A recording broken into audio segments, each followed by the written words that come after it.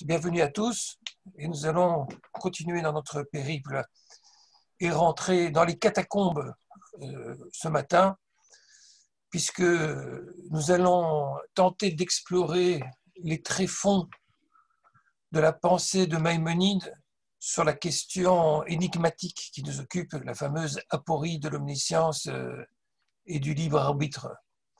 Dans quelques instants, je vais faire un rappel, mais pour ceux qui un rappel plus précis, mais pour ceux qui nous rejoignent, je vais d'abord redire des choses plus générales pour bien situer la question.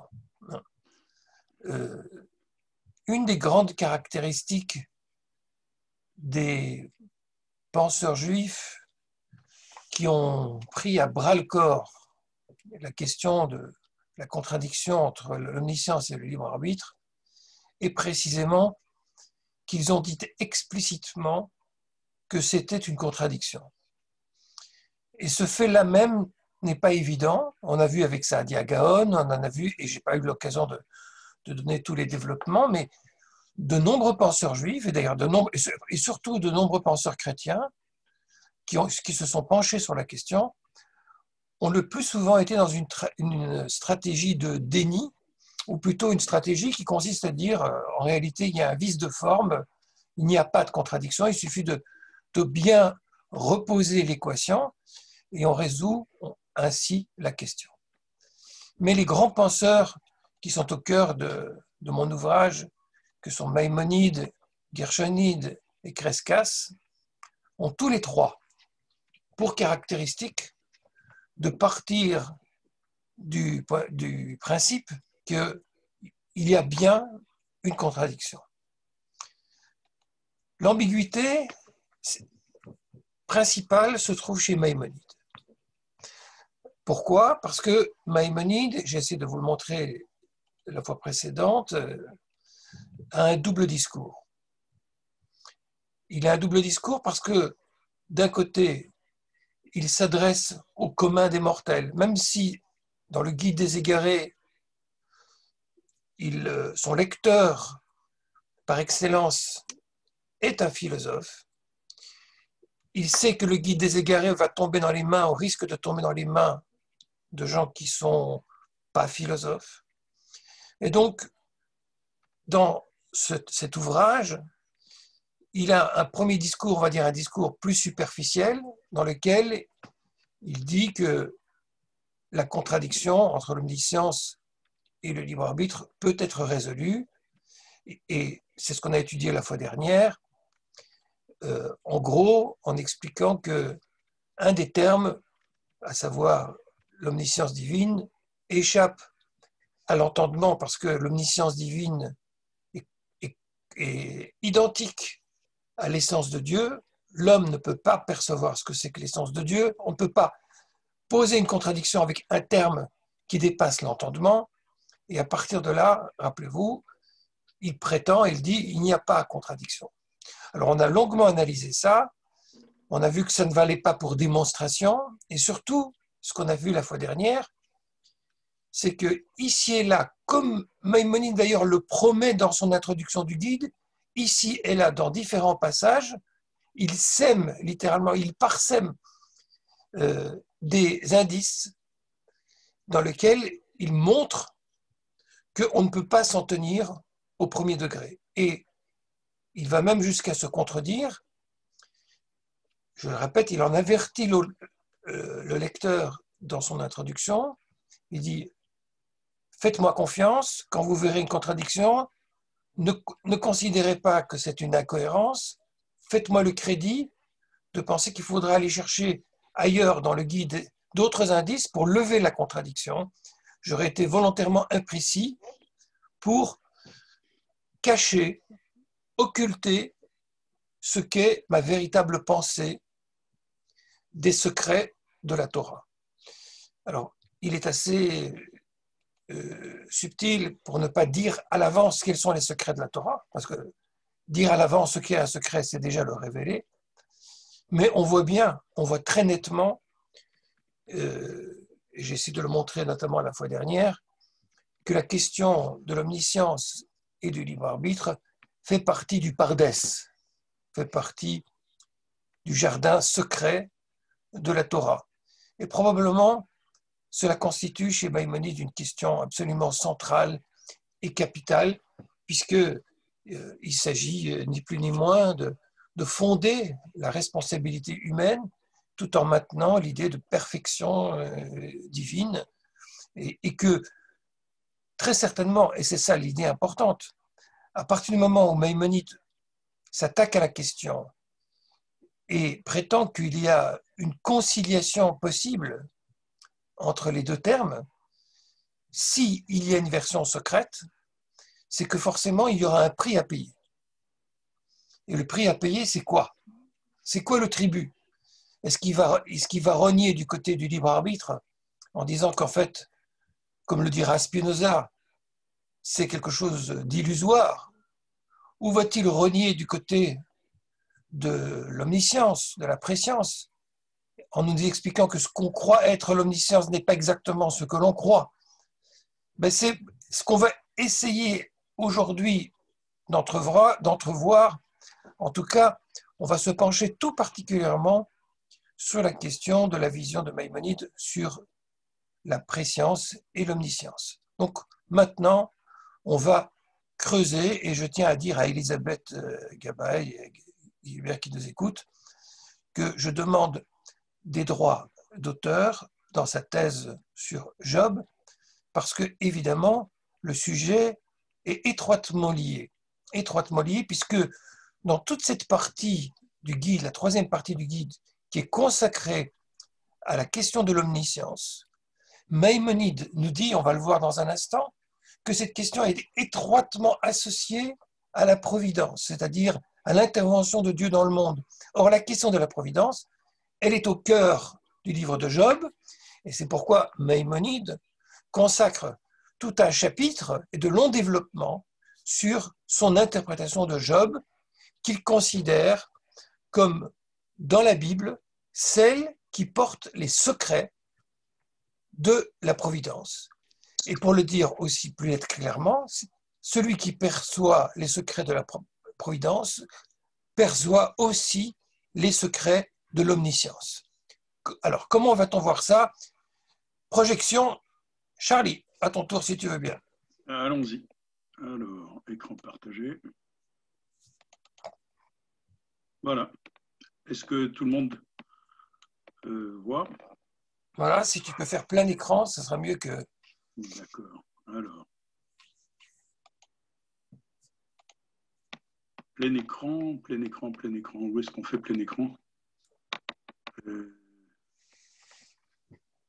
Alors. Attends. Ah, c'est déjà mieux. D'accord. Bon, c'est pas grave, c'est pas grave. L'important, c'est qu'on voit bien le texte. C'est ce qui est en haut, là, qu'on a. Bon. Peut-être tout en haut.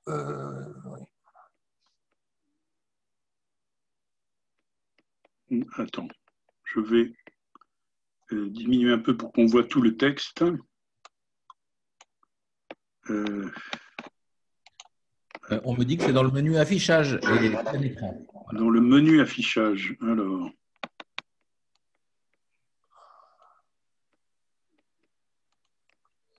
Mais sinon, quand on clique entre le texte et la photo, il y a une barre verticale qui apparaît. On peut déplacer cette barre verticale vers la droite de façon à réduire la taille de la photo et agrandir le texte. Et là, est-ce que vous voyez bien là? Est-ce qu'on voit bien?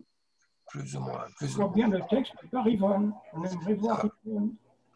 Bon, c'est très bien. Si tu peux un petit peu le remonter, on va se débrouiller avec ça, ne t'inquiète pas. C'est déjà très bien. Merci. Là, bon, c'est bien. Bon, alors, tu peux arrêter sur ce qu'on voit là. Merci. Alors, ça, je vais passer rapidement, même si c'est un texte qui est très dense, parce que nous l'avons déjà rappelé la semaine dernière, c'est juste pour mémoire. Avant de s'attaquer au fond du problème, Maïmonide fait une sorte de résumé de la position de ce qu'il appelle la position des philosophes. Quand il appelle la position des philosophes, de qui Maïmonide parle-t-il? C'est très important de comprendre que pour Maïmonide, philosophe, ça veut dire monsieur intelligent. C'est ça que ça veut dire. Un philosophe, c'est quelqu'un qui travaille avec des outils sérieux, des outils de la raison.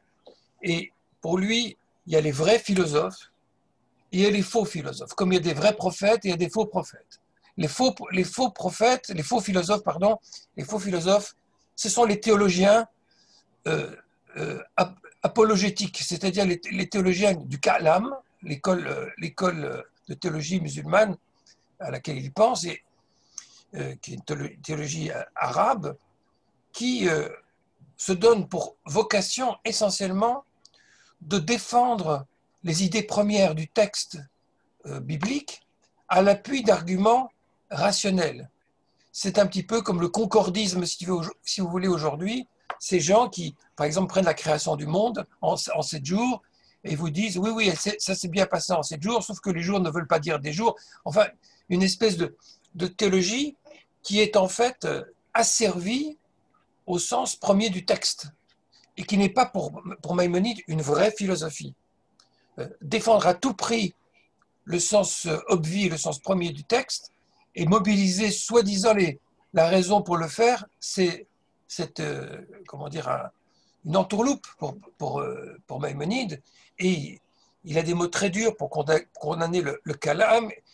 Les philosophes arabes, enfin les prétendus philosophes arabes qui l'ont fait, mais derrière ça aussi, certains guéonymes, dont Saadia Gaon, dont il ne cite pas explicitement le nom, mais quand il parle du kalam, de cette école théologique, il condamne aussi les penseurs juifs qui ont cédé à ce discours apologétique qui vise à tout prix à défendre les vérités au premier degré. Donc, qui sont ces philosophes dont Maïmonide parle? Les grands philosophes pour lui, c'est d'abord et avant tout Aristote. N'oublions pas, au XIIe siècle, dans bien des milieux en Occident, c'est le triomphe de l'aristotélisme. Aristote est pris comme le prince des philosophes, le maître de la raison. Et ce sont ces livres qui sont principalement traduits. Il y a même des livres qui ne sont pas d'Aristote, qui lui sont attribués. Mais aussi, Maïmonide compte Platon. Il compte bien sûr les disciples de Platon et surtout d'Aristote, que sont du côté arabe Al-Farabi et Ibn Sina, Avicenne, dont il tire beaucoup d'enseignements, mais aussi des philosophes élèves d'Aristote de l'Antiquité, dont le fameux Alexandre d'Aphrodise. Voilà, ça ce sont les grands philosophes. Et qu'est-ce qu'ils disent? Que les réalités particulières, c'est-à-dire les détails du monde, nous, les humains, nous les percevons avec les sens. Et que Dieu, lui, il ne perçoit pas par les sens. Il ne perçoit pas avec un œil, il ne perçoit pas avec une oreille. Le moyen par lequel Dieu appréhende le monde, c'est par l'intelligence. Or, cette intelligence, nous allons voir qu'elle a des propriétés, des caractéristiques. Les singuliers, c'est-à-dire ce qu'on appelle les détails du monde, sont infinis, mais le propre d'une science, de toute science digne de ce nom, consiste à embrasser, c'est-à-dire à voir ce qu'il y a de général, à poser des règles générales. Et ce qui est infini ne saurait être embrassé par la science. Voilà. Il y a une espèce d'idée qu'il y a une espèce d'encombrement des détails et que quand quelqu'un est intelligent, il n'énonce pas détail après détail, il essaye de remonter à la règle générale et même à ce qui n'est pas seulement général, mais ce qui fait nécessité. Et ce qui fait nécessité, justement, touche les choses dans leur ensemble. Troisième point, les événements. Les événements, ce sont toujours des choses particulières, ce sont comme des détails. Et si Dieu devait en avoir connaissance, ça pose un autre problème. Ça veut dire que Dieu s'informerait. Et si Dieu s'informerait, ça veut dire qu'il y aurait en lui un renouvellement de connaissances qui révélerait une imperfection dans l'essence divine. Ça aussi, les philosophes ne l'acceptent pas. Je passe au point numéro 4, la connaissance des choses avant même qu'elles naissent. C'est-à-dire, connaître une chose avant qu'elle arrive, c'est connaître quelque chose qui n'est pas, ou qui n'est pas encore. Et cette connaissance de choses qui ne sont pas encore, c'est, pour ces philosophes-là, connaître du non-être, et c'est un argument qui n'est pas recevable. Donc, c'est inadmissible pour Dieu. Et point numéro 5, bon, c'est encore en d'autres termes l'idée que connaître des choses qui seraient appelées à se constituer, c'est les connaître dans deux états différents. Un état potentiel qu'on appelle l'état de puissance, un état en acte qu'on appelle réalisé, et que, de nouveau, cela supposerait une modification de la connaissance de Dieu, ce qui est à rejeter. Si Dieu est parfait, il n'a pas besoin de s'informer. Voilà. Voilà donc ces 5 points que Maïmonide prend très au sérieux. Je répète, si des philosophes disent ça, c'est quelque chose qu'il faut entendre et auquel il faut répondre. Maïmonide, dans un premier temps, dans le guide, dit que on peut répondre à ces 5 arguments, mais toute la subtilité, c'est que quand on écoute ces réponses, on voit que en réalité, il ne donne pas toujours des contre-arguments qui sont véritablement significatifs, et même, il semble assez clair qu'il adhère à un certain nombre d'idées qui sont celles des philosophes, mais on va le voir au cours de notre rencontre. Est-ce que tu peux un petit peu faire descendre les choses? Merci, pour l'instant c'est bien. Si tu peux un petit peu recentrer le texte, on aura tout, réduire la taille, on verra tout. Voilà, c'est très bien, c'est déjà mieux. Voilà, comme ça c'est bon. C'est beaucoup mieux. Donc, à partir de ces considérations des philosophes, Maïmonide, qui fait une sorte de bilan, il dit voilà, maintenant on est devant 3 hypothèses. Elles sont là au milieu de votre page. Soit Dieu ne connaît rien d'autre en dehors de sa propre essence, c'est ce qu'ont dit certains philosophes. On attribue ça notamment à Averroès, mais c'est clairement aussi l'idée que Plotin, par exemple, se faisait. Si Dieu ne connaît rien d'autre en dehors de sa propre essence, ça veut dire qu'en fait, Dieu ne connaît rien du monde, puisqu'il ne connaît que ce qui est absolument général, ce qui est immuable. L'immuable par excellence, c'est Dieu lui-même. Dieu ne connaît que lui-même, il ignore tout du monde. Deuxième hypothèse, Dieu ne connaît en dehors de lui que les espèces et non les singuliers. C'est-à-dire, on admet que Dieu puisse connaître autre chose que lui-même, il a un intérêt pour le monde, mais cet intérêt pour le monde n'est pas celui des détails évanescents, des détails qui se modifient sans cesse, qui ne sont pas dignes d'une véritable science. Donc, il ne les connaît que sous l'angle de la généralité, c'est-à-dire ce qu'on appelle les espèces, hein, c'est-à-dire des groupes. Il ne connaît pas tel cheval, mais il connaît le principe du cheval. Voilà. Et Maïmonide, lui, attribue cette opinion à Aristote. Et comme on sait que Maïmonide aime beaucoup Aristote, il faut comprendre que c'est quelque chose qui a un poids.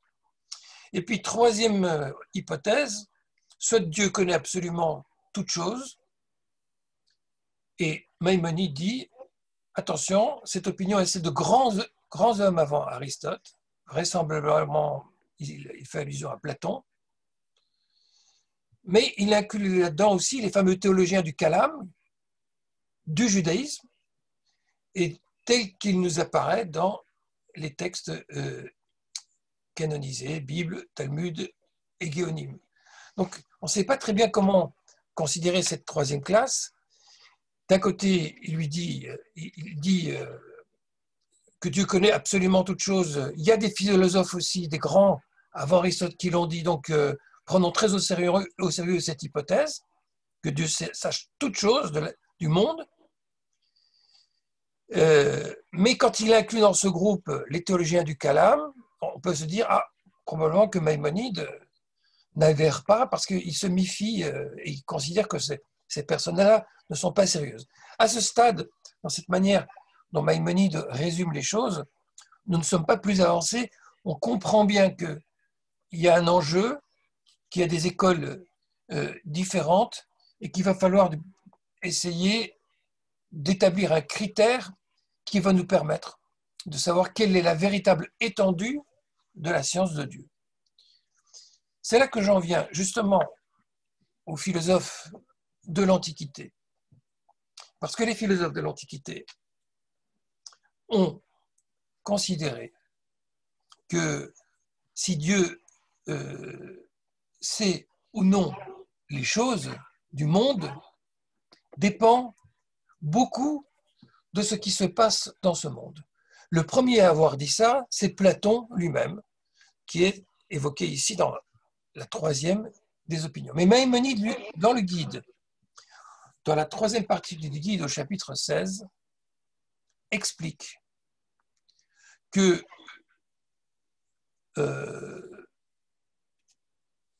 il y a, pour juger de savoir ce que Dieu sait, un critère qui est très important. Et ce critère, c'est de savoir s'il y a de l'ordre ou il n'y a pas de l'ordre dans notre monde. Parce que si Dieu devait savoir ce qui se passe dans ce bas monde, et s'il devait ne pas y mettre de l'ordre, il y aurait un gros problème quant à la perfection divine. Et pour bien le comprendre, il faut voir que Maïmonide lui-même ne fait que s'appuyer sur ce qui est un véritable topos, c'est-à-dire un véritable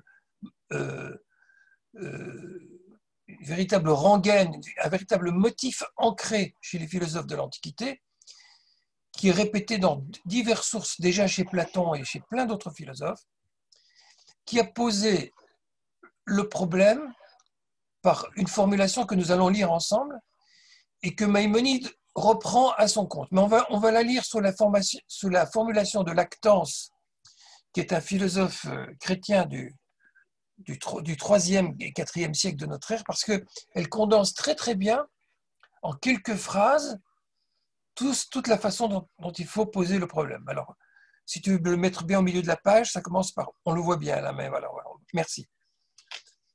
Alors, écoutons bien le dilemme. Ou bien Dieu veut éliminer le mal, mais il ne le peut pas, il n'en a pas la capacité. Ou il le peut, il en a la capacité, mais il ne veut pas éliminer le mal. Ou il ne le veut ni ne le peut, ou il le veut et le peut. Ce sont les 4 possibilités qui existent sur la possibilité ou non que Dieu mette de l'ordre dans son monde. Alors, si Dieu veut éliminer le mal, mais il ne le peut pas, alors on arrive à l'idée d'un Dieu impuissant, ce qui ne convient pas à Dieu. L'idée d'un Dieu ultime créateur du monde ne peut pas être un Dieu impuissant. Donc il ne peut pas vouloir faire le bien et en être empêché. S'il le peut, s'il en a la capacité, mais il ne veut pas mettre de l'ordre dans ce monde, alors ce Dieu-là serait méchant, puisqu'il peut faire le bien et il n'a pas envie de le faire. On a parfois d'autres formulations au lieu de dire il est méchant, il est jaloux. C'est comme s'il est jaloux des hommes. Il n'a pas envie que les autres aillent bien. Ce serait indigne de Dieu. Si ce Dieu ni ne peut éliminer le mal, ni ne veut éliminer le mal, alors il a les 2 défauts. Il est à la fois impuissant et méchant. Alors vraiment, il est aucunement possible de le qualifier de Dieu. Il reste une possibilité pour que ça marche, c'est que Dieu veuille le bien, veuille éliminer le mal, et peut éliminer le mal. Mais alors la question se pose, d'où vient alors le mal? Ou pourquoi Dieu ne le supprime-t-il pas? Voilà, on a ici un condensé de ce que plein d'entre nous posons comme question, qui est une question éternelle, c'est que si on a une certaine définition de Dieu parfait, comment se peut-il qu'il y ait tant de mal, qu'il existe tant d'injustice dans le monde? C'est aussi une aporie, entre parenthèses. L'omnipotence de Dieu, si Dieu est tout-puissant, comment se fait-il que le mal existe? Pour Maïmonide,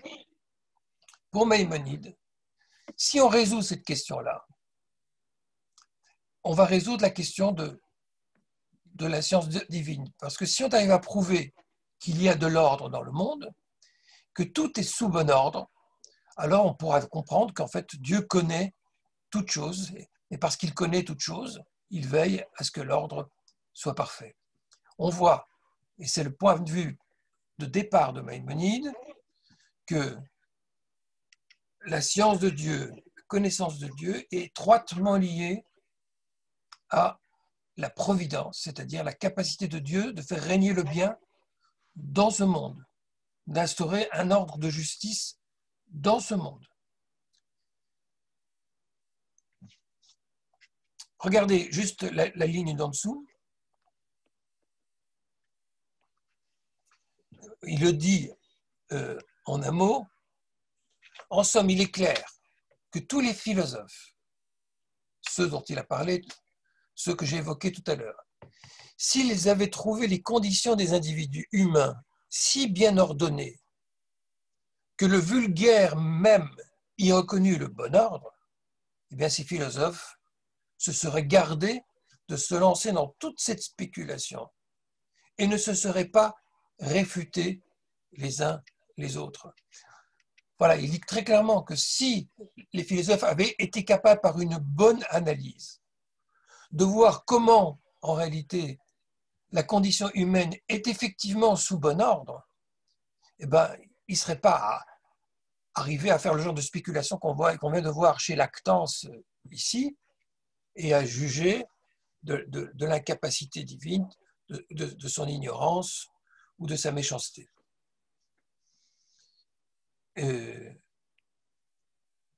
Autre point très important, quand il évoque ces philosophes, Maïmonide dit, selon l'opinion de notre loi, je lis ce qui est ici sous vos yeux, la préscience divine n'opte pas pour l'un des deux cas possibles, bien que Dieu sache d'une manière précise lequel des deux cas arrivera.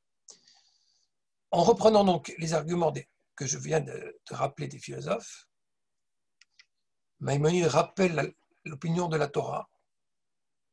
Il dit, il y a une préscience, mais cette préscience ne prédéfinit pas ce que vont être les deux possibilités en toute situation. Par exemple, le choix du libre arbitre entre agir d'une manière ou d'une autre, ce qu'il appelle les deux cas possibles. Et néanmoins, Dieu sait lequel des deux arrivera. Donc il arrive de nouveau dans cette partie du guide à reformuler le paradoxe et il dit, en somme, je ne suis pas d'accord avec l'idée que Dieu ignore tout, comme les philosophes précités pour les différents arguments qu'on a entendus le prétendent. Je soutiens que l'opinion de la Torah, c'est que Dieu sait quand même, malgré tout, comment les choses finissent par arriver. Mais comme j'ai déjà eu l'occasion de le dire aussi la fois précédente, à ce stade, Maïmonide est comme le fakir à qui on demande « Monsieur, est-ce que vous savez si le numéro de la carte d'identité du monsieur qui est au 3e rang ?» Et le fakir dit « Oui, je la connais » et tout le monde applaudit. Pour l'instant, ce ne sont que des mots. Maïmonide dit « C'est l'opinion de notre loi ». Mais derrière, si Maïmonide fait tout un développement, c'est parce qu'il dit il faut maintenant examiner la question de près, il faut rentrer dans la question de la providence, car c'est elle qui va être pour nous le critère de détermination de savoir ce que Dieu sait véritablement. Alors, on descend maintenant plus bas, parce que Maïmonide va faire un exercice absolument remarquable. J'estime que c'est un des tout grands moments du Guide des Égarés. Un des chapitres d'une très très grande densité. Le chapitre 17 de la troisième partie du Guide des Égarés, où Maïmonide se fait, entre guillemets, historien des philosophes. Et il opère une espèce de typologie ou phénoménologie des opinions, il les recense, il les classe. Et il dit, voilà, je vais vous dire, grosso modo, quelles sont les grandes opinions qui ont été exprimées dans l'histoire de la philosophie jusqu'à lui. En fait, il parle surtout des philosophes et des penseurs de l'Antiquité. Je vais les recenser, on va les examiner une à une. Et chacune représente un type, une option, une hypothèse pour penser la question de l'intervention de Dieu, l'ordre de justice que Dieu instaure dans le monde. Et c'est en les examinant une à une que nous allons pouvoir extraire ce qui semble le plus cohérent, le plus pertinent. Alors, il commence par l'opinion d'Épicure. Alors, évidemment, dans le cadre de cette séance, je n'ai pas le temps, avec vous, de lire ligne après ligne ce magnifique et long chapitre de Maïmonide, parce que ce serait trop long. Je vous invite à le faire chez vous. Mais je vais tâcher oralement de vous rendre en quelques mots ce qui est dit pour chacune d'entre elles, et nous lirons des extraits quand il y aura des extraits très significatifs. La première opinion qu'il examine est celle d'Épicure. Épicure, qui est un philosophe, comme vous le voyez, qui est du 4e, 3e siècle avant notre ère, un philosophe qui est juste après Aristote, qui est en somme un de ses disciples, mais qui a développé sa propre école. Et Épicure, c'est un philosophe qui va hanter la pensée occidentale et la pensée juive jusqu'à l'heure d'aujourd'hui. Rappelez-vous que dans la Mishnah des Pirkei Avot, on dit la fameuse injonction Dama la Shivla Picores. Sache bien ce que tu dois répondre à l'épicurien. L'épicurien est devenu, dans la tradition juive, la figure même de l'hérétique. C'est-à-dire celui qui dit les choses les plus affreuses, les plus inaudibles sur les vérités concernant Dieu et le monde. C'est quoi l'opinion d'Épicure? C'est qu'il n'y a pas de providence dans le monde. Que tout événement résulte d'un pur hasard.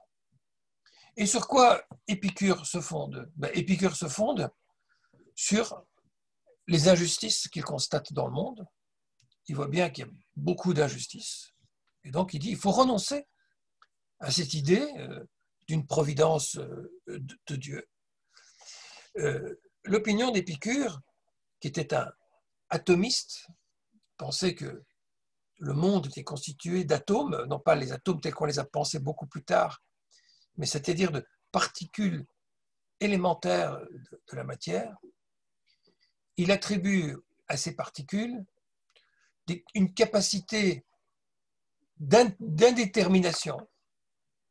Elles peuvent désobéir en somme à des lois rigides de la nature.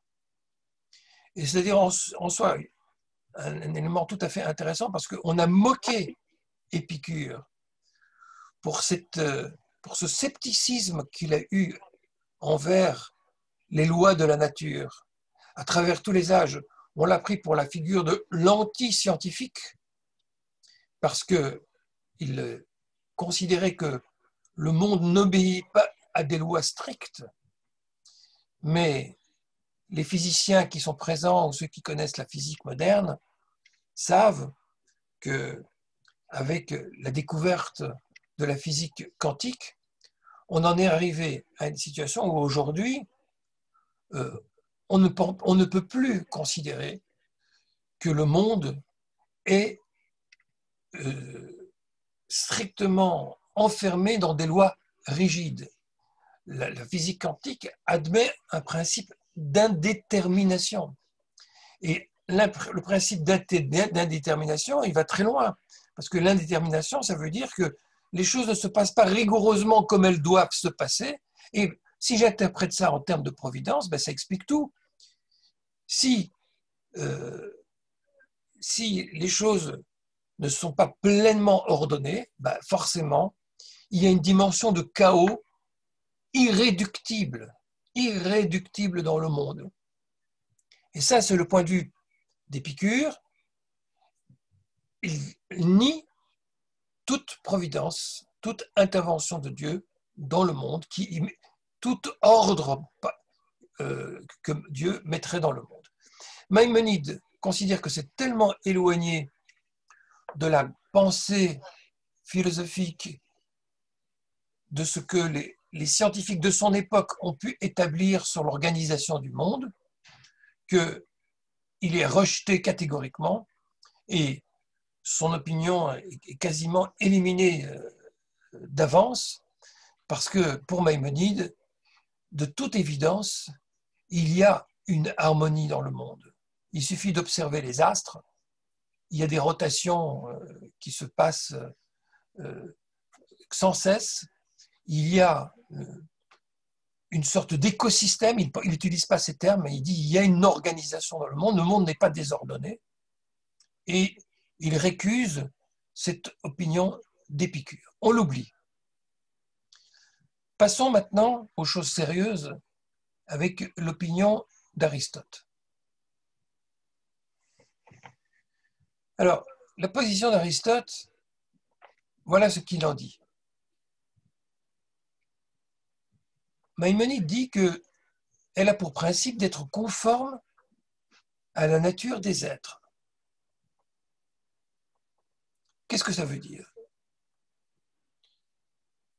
Il est possible de juger de la providence selon ce que l'on observe de la longévité des êtres, c'est-à-dire de leur capacité à persister dans l'être, ce que Spinoza appellera le conatus.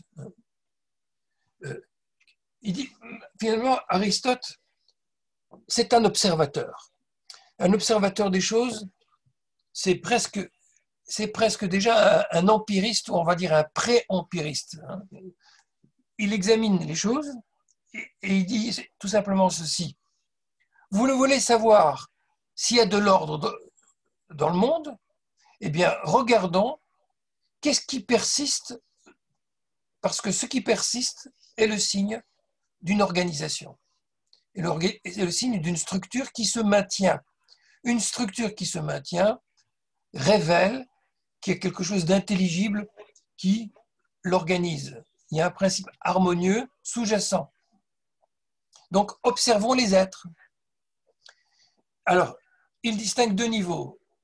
D'une part, celui du monde céleste, le niveau du monde céleste, les astres, les sphères, les intellects. Alors, on n'a pas le temps de rentrer maintenant dans l'astrologie de Maïmonide, qui est une astrologie basée sur Aristote et les penseurs de l'Antiquité.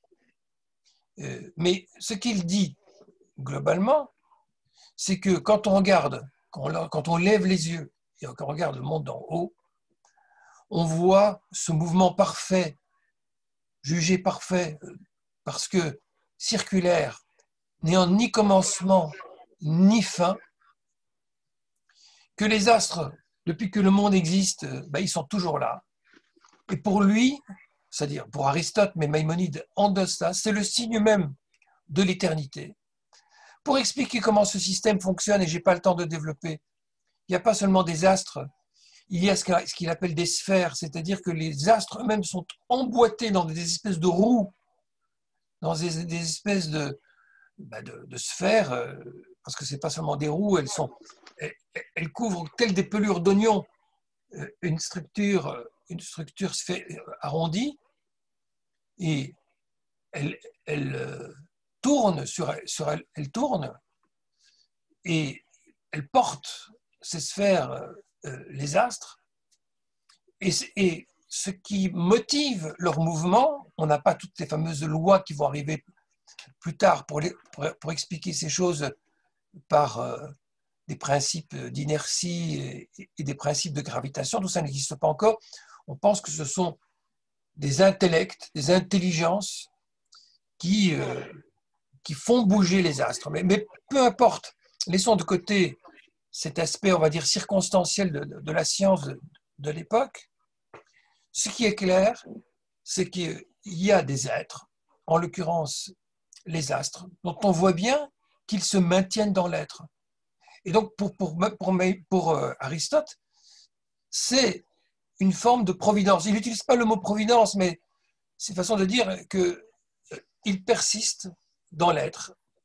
Et d'un point de vue juif, on peut dire que c'est une forme de providence. C'est comme ça que Maïmonide l'entend.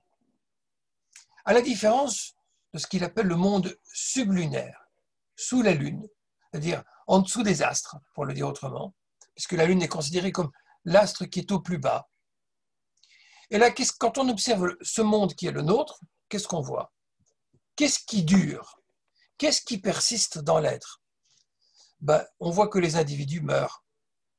Les individus ne sont là que pour un temps court. Ce qui persiste, ce sont les espèces.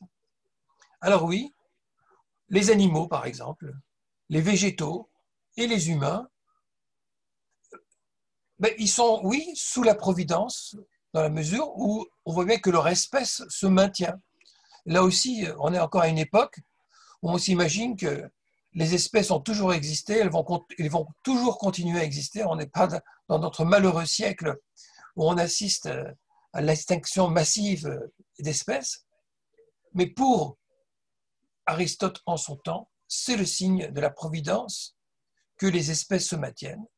En revanche, que les individus ne se maintiennent pas, ça montre l'absence de providence à leur égard. Il n'y a pas de providence sur les individus.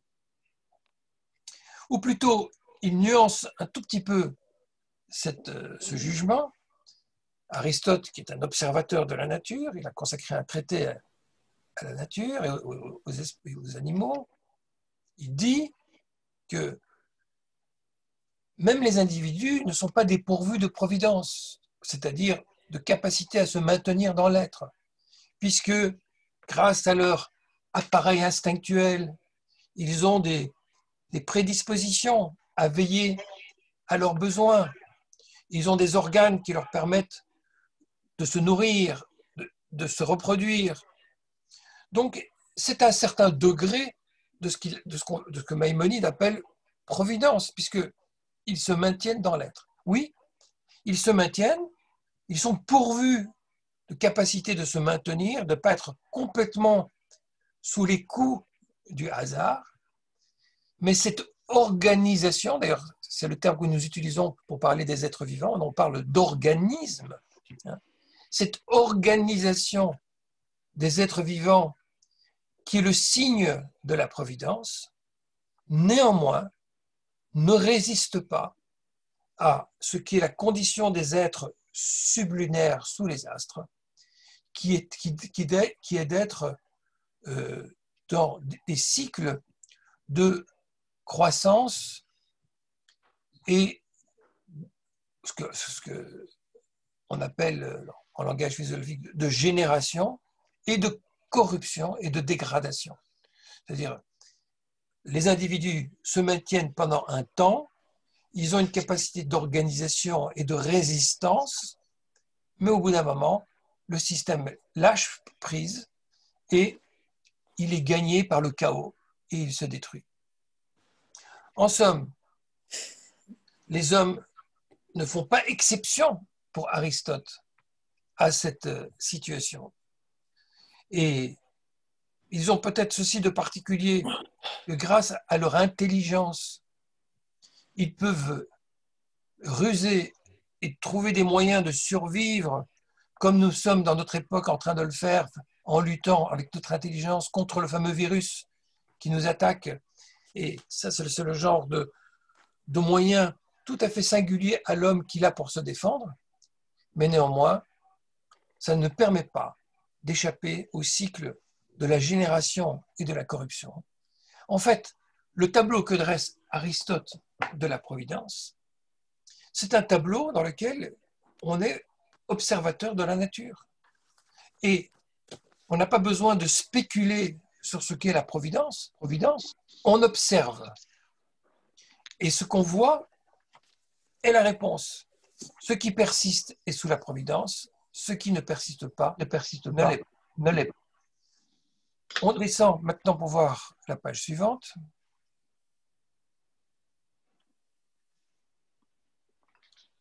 Merci.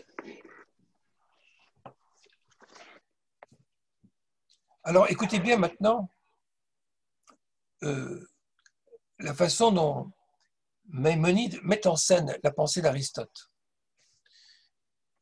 Pour bien nous faire trembler et nous faire sentir le prix de ce que tout cela implique, regardez les termes qu'il utilise. Selon lui, selon Aristote, il n'y a point de différence entre la chute de la feuille ou de la pierre et la submersion d'hommes vertueux et distingués qui seraient dans le vaisseau, dans un bateau. Prenez le Titanic et une pierre qui tombe d'un monticule, c'est la même chose. Et il insiste d'hommes vertueux qui seraient dans le vaisseau. Ça ne change rien. Les lois de la nature sont aveugles. Et si le Titanic doit couler, il coule pour tout le monde. De même, il ne fait pas la différence entre un bœuf qui cause la mort d'une troupe de fourmis en déposant ses excréments et un édifice dont les fondements se disjoignent et qui, en s'écroulant, cause la mort de tous ceux qui y prient. Regardez comme Maïmonide insiste, pour nous faire mal. Regardez, imaginez une synagogue où les grands justes sont en train de faire leur prière, l'édifice peut parfaitement s'effondrer. Et ce n'est pas différent qu'un bœuf qui cause la mort d'une troupe de fourmis, parce que ce sont les lois de la nature. Et il n'y a pas non plus de différence entre un chat qui rencontre une souris et la déchire, une araignée qui dévore une mouche, et puis il prend à nouveau un exemple provocateur, et un lion qui rencontre un prophète et le déchire. Voilà. Il n'y a aucune différence.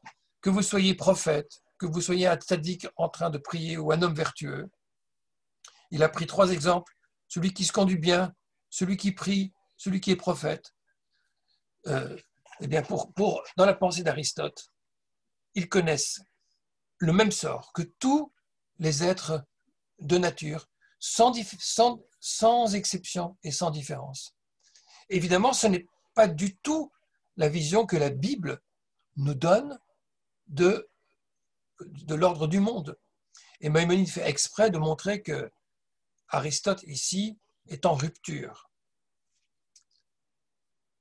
Laissons de côté pour l'instant cette opinion, mais n'oublions pas, ne perdons pas de vue, malgré toute l'ironie, le cynisme, le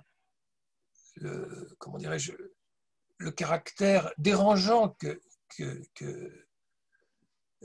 Maïmonide veut souligner en présentant de la sorte la vision d'Aristote, ne perdons pas de vue que pour lui, Aristote, c'est le maître par excellence en termes de philosophie. Il faudra donc prendre très au sérieux sa pensée. On passe à la 3e opinion, l'opinion des Acharites. L'opinion des Acharites, c'est l'école théologique musulmane qui triomphe à l'époque de Maïmonide, qui est en train de triompher et qui va triompher en réalité dans le sunnisme jusqu'à l'heure d'aujourd'hui. La charia, c'est l'école dominante. On verra en opinion 4, celle des Motazal qui a un moment eu l'ascendant, mais qui va être réprimée et rejetée. C'est celle des Acharites qui a continué à dominer dans l'histoire du sunnisme. Mais attention, je ne suis pas un grand spécialiste du sunnisme et je suis parfaitement conscient, quand je dis qu'elle a triomphé, qu'en islam, comme d'ailleurs dans le judaïsme, même quand il y a des écoles triomphantes et une volonté de dogmatisme, il y a toujours aussi des dissidents parce qu'il n'y a pas d'espèce de magistère suprême qui pose de manière définitive ce que sont les dogmes de l'islam. Mais on va dire que c'est l'école majoritaire et c'est l'école qui, globalement, s'est imposée dans la pensée musulmane. Et en tout cas, c'est comme ça que Maïmonide la voit. Que dit-elle, l'opinion des Acharites? Que l'existence du hasard est considérée comme pure illusion, car en réalité, tout événement qui se produit est le fait de l'intervention directe de Dieu. Il n'y a pas de hasard. Il n'y a même pas de loi de la nature. On va le voir dans un instant.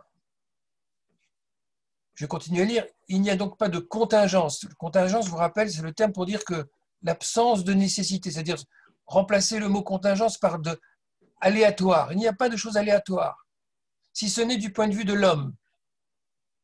Lorsqu'il se livre à des conjectures sur l'avenir et que se présentent à lui différentes voies possibles.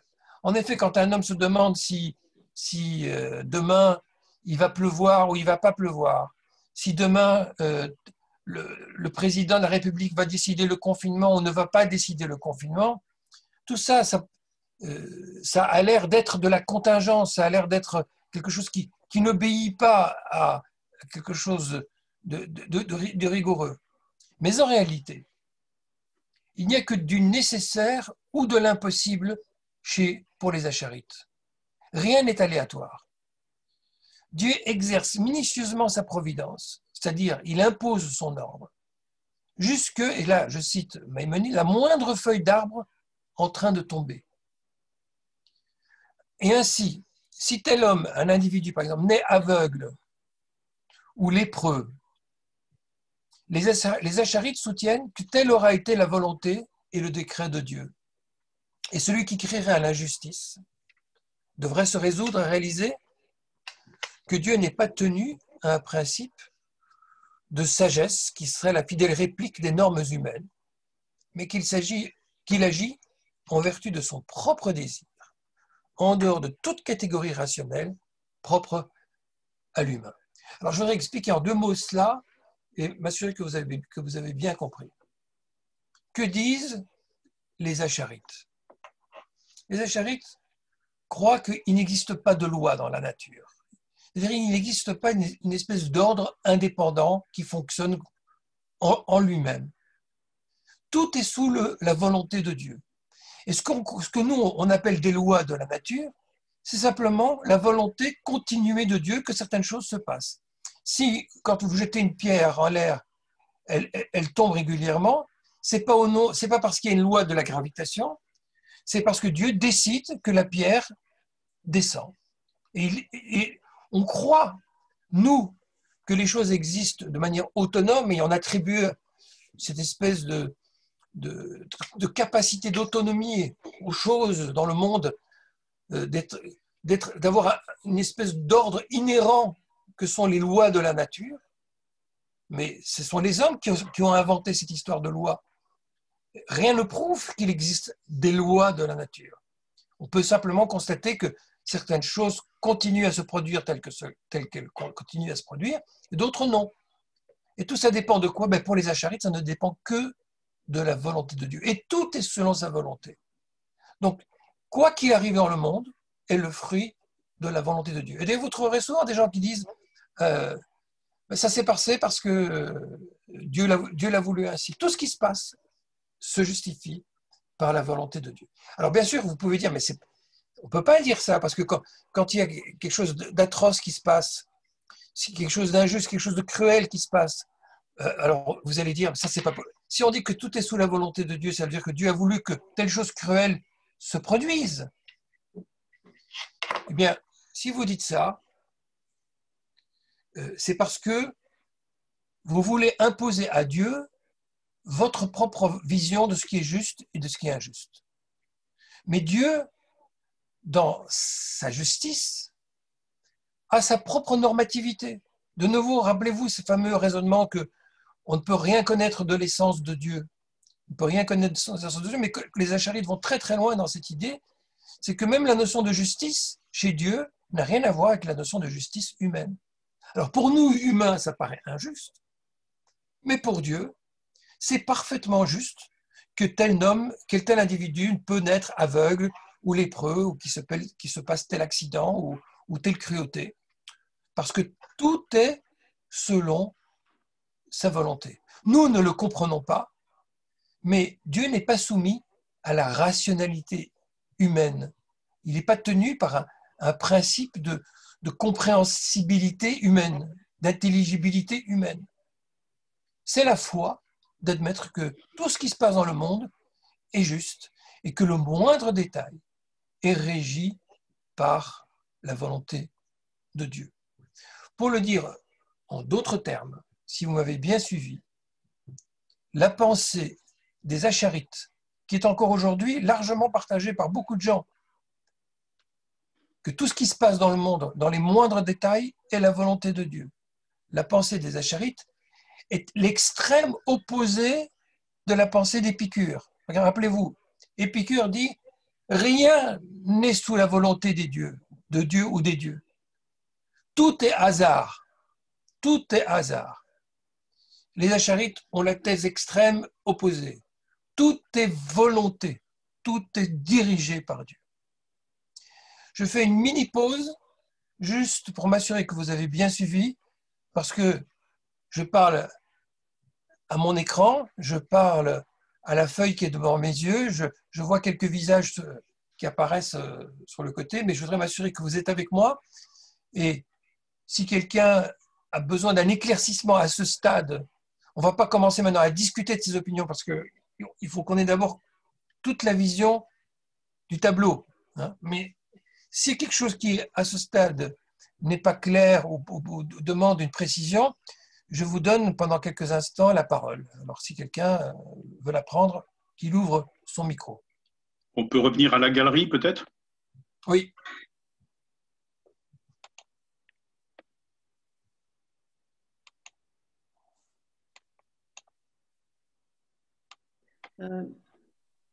Oui, je peux poser une question? Oui, oui. Je ne vous vois pas, mais ça va arriver. Et Elisabeth. Oui. Attends, moi non plus, je ne te vois pas. Voilà. Est-ce que je me trompe ou est-ce qu'on peut rapprocher la dernière notion de justice de Dieu, différence de la justice humaine? Est-ce que ce n'est pas un petit peu ce qu'on voit dans la souffrance par amour quand on dit dans le judaïsme, il y a des, je n'ai pas la référence, mais que Dieu donne des souffrances par amour au juste.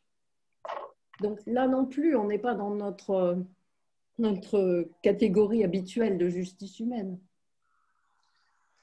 Alors, on est dans un cas de figure bien particulier que tu évoques dans le Talmud, les Yisurin shel Ahava, hein, les souffrances infligées par amour. Là, on est déjà dans ce que va être le monde des sages de la Torah. C'est-à-dire comment eux conçoivent la raison des souffrances. Mais quand on dit Yisurin shel Ahava, on a déjà expliqué que la raison pour laquelle tel individu souffre, c'est parce que Dieu veut le soumettre à l'épreuve. Ahava, l'amour sous-entend qu'en fait, on veut vérifier s'il aime Dieu ou s'il n'aime pas Dieu, s'il est capable d'amour désintéressé ou pas, c'est-à-dire capable de rester fidèle à Dieu, même dans la souffrance. Alors, dans ce cas-là, on voit bien qu'il y a une espèce de logique, une logique qui est celle de l'épreuve. Là, les Acharites disent, il y a une logique, mais ce n'est pas du tout notre logique. Il ne faut pas chercher à imposer notre logique à celle de Dieu. Nous trouvons que le monde est injuste, mais c'est nous, avec notre injustice, et c'est le manque de confiance et s'exprime précisément par le fait que nous voulons imposer à Dieu nos critères de justice. La confiance totale, c'est que tout ce qui se passe est juste.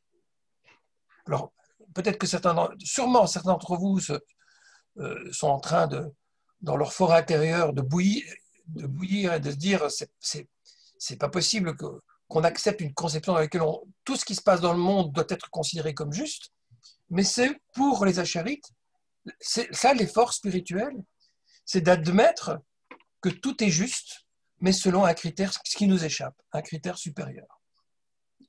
Merci. Alors, Yoni veut parler. Oui, Yoni.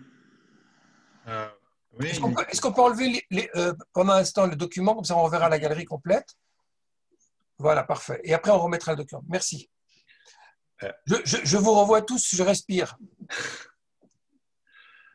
Bonjour à tout le monde. Moi, j'avais une question concernant le passage qui est traduit par Lactance qu'on a lu et qui résume l'ensemble des options, disons, qui vont être discutées sur pouvoir et volonté.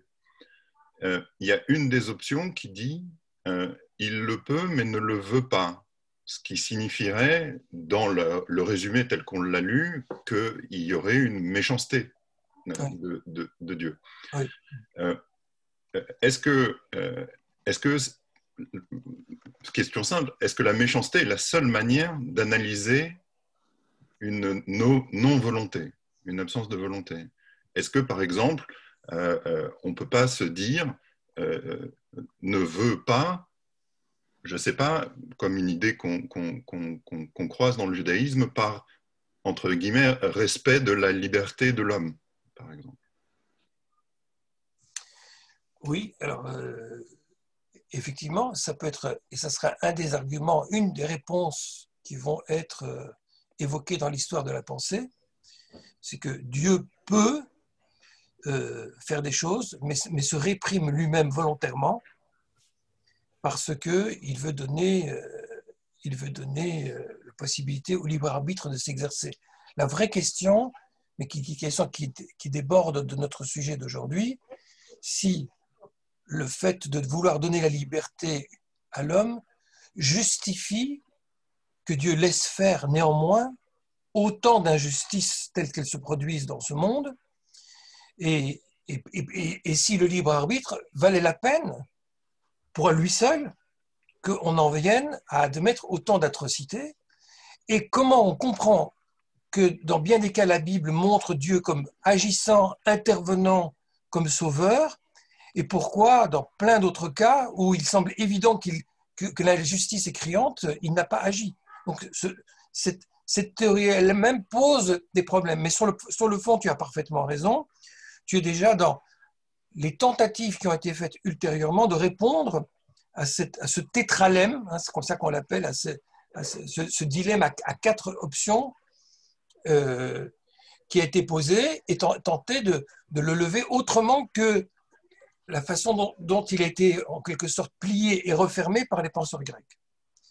Voilà. Il y aurait beaucoup à dire sur ce que tu as dit là. C'est une piste effectivement qui va avoir une longue histoire, beaucoup d'importance, mais simplement j'ai voulu en 2-3 mots dire que à elle seule, elle continue à poser des problèmes. Voilà. Il faut aller plus loin. Voilà. S'il n'y a pas pour l'instant d'autres interventions, on va poursuivre. Alors on va remettre le document en ligne. Et nous allons maintenant examiner une autre école de l'islam, celle des Motazal. Les pauvres Motazal, je dis les pauvres, ils ont été décapités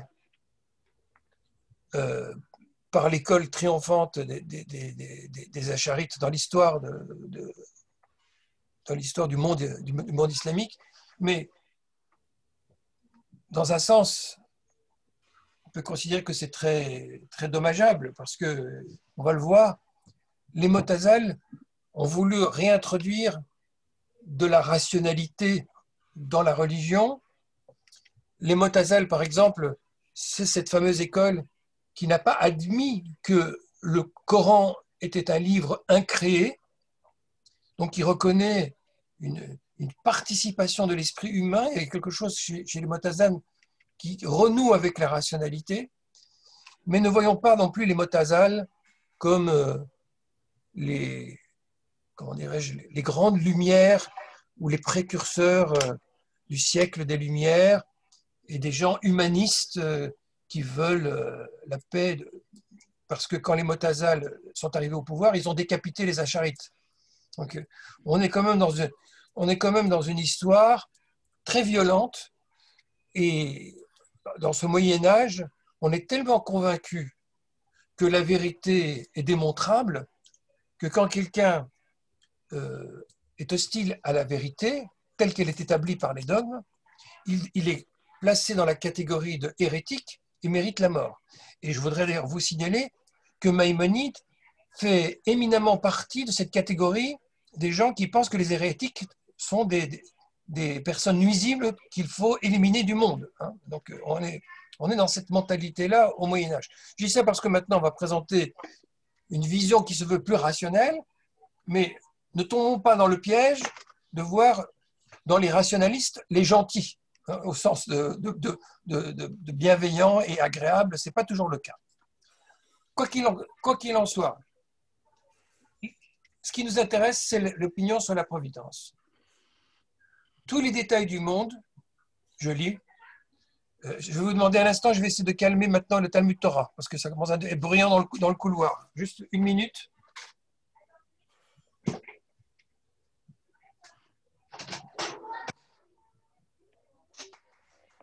Okay. Et dans les classes, parce que je donne cours.